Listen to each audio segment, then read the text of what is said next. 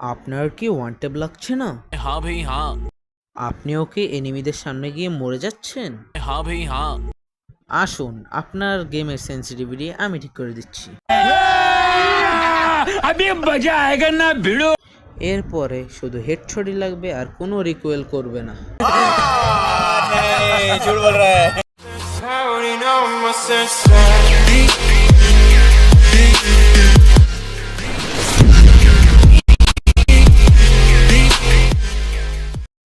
Hello, আসসালামু আলাইকুম guys, it's me আওরা FF and welcome to my new channel and new video.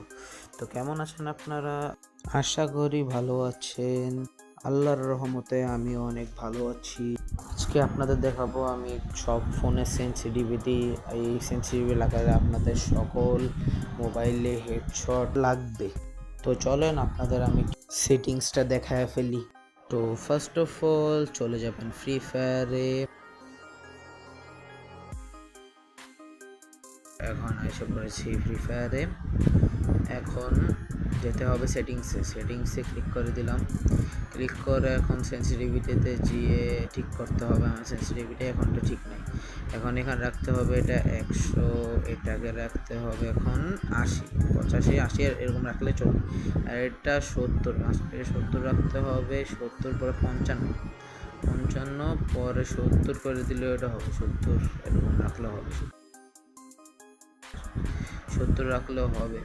আর এটা রাখবেন 130। এখন চলুন আমরা চলে যাই ট্রেনিং গ্রাউন্ডের ভিতরে। ট্রেনিং গ্রাউন্ড সিলেক্ট করে নিয়েছি।